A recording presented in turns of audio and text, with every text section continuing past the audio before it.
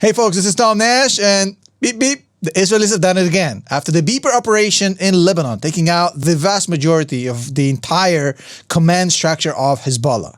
After taking out the vast majority of the leadership of the Iranian military, after taking out the vast majority of the Houthi leadership, after taking out Sinwar and his brother and the vast majority of the Gazan Hamas leadership, now it is the turn of the political wing of Hamas, which was hiding away in Doha, the capital of Qatar. Moments ago, the Israeli military saying that it conducted a strike against senior Hamas leadership.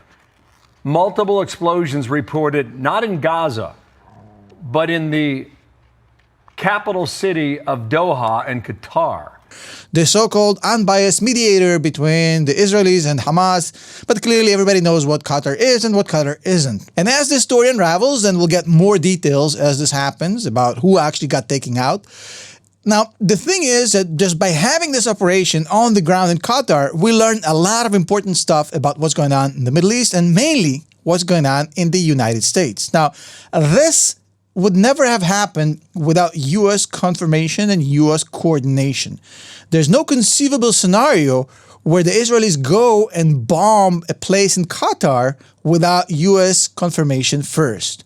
That means that the level of U.S.-Israeli cooperation has gone to a whole new level we have not seen before. Not to mention the fact that it also changes the way the U.S. sees Qatar. Just a few weeks ago, if you would ask me, I would have said, well, look, Qatar is a very strange animal, right? They're very pro-Hamas, they're very jihadist, they're promoting a lot of nasty stuff around the world, and they're not a force of good, but they're also a critical ally of the United States, and they have the military base and whatnot. So it's kind of a double game Qatar has been playing for years. And for years, the U.S. administrations have been able to kind of look the other way from the bad stuff Qatar has been doing. But by allowing the Israeli Rottweiler to go over there and do whatever they did, the United States is kind of sending a message that the status of Qatar is now changing. Yes, they're still cooperative, but this whole thing about you're an ally and you're on our side, no. This whole thing basically kind of sends a message to Qatar. You got to pick a side because otherwise we're going to get at you. Now, what's interesting is that over the past few days, we have heard a lot of chatter about a new so-called proposition for a hostage deal, basically from Trump and from his administration and from the Israelis basically setting this whole thing up. And that whole thing was apparently a ruse because that whole proposal was basically just a ruse to get the Hamas leadership to all convene in one room, conveniently for the Israelis, and that room went beep beep kaboom. Now, the complete list of the top leaders that were in that room is still TBD, and obviously I don't know, ahead of you, ahead of the mainstream media, I don't know. But it certainly was the A list of the Hamas leadership. Depends how many of them made it out of there alive, I don't know yet.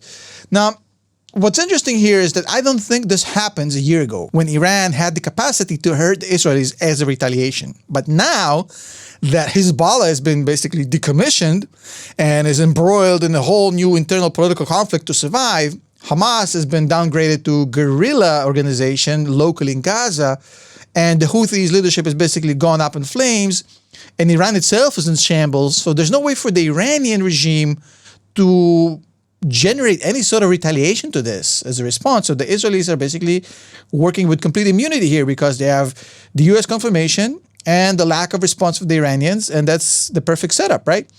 I think that the fact is that, this whole thing was done on Qatar soil. A lot of people will say, well,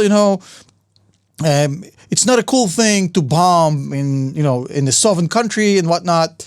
But I'll ask you a different question. I don't disagree with that. I mean, it's, there's international law and so forth, but was the whole idea of Qatar hosting the heads of one of the most murderous terrorist organizations in the world on its own soil, not making that particular place a legitimate target? I don't know. Now, this operation has two objectives, and I think the Israelis will get both of them.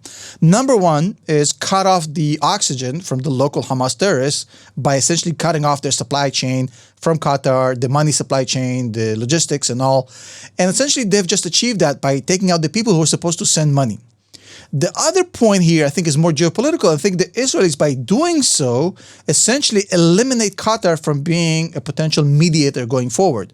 Until now, Qatar has kind of pushed itself into the mediator role between the Israelis and Hamas, kind of pushing Egypt out, saying, hey, we have a channel to Hamas. I think now that this happened, the Qataris will have to essentially create such a negative language against the Israelis and say such horrible things just to save face that it will not allow them to serve as a mediator between Hamas and the Israelis. They will take such an anti-Israeli stance that essentially the Israelis just eliminated them as a mediator. And that's a good thing for the Israelis because Qatar was never a mediator. They were always on Hamas' side.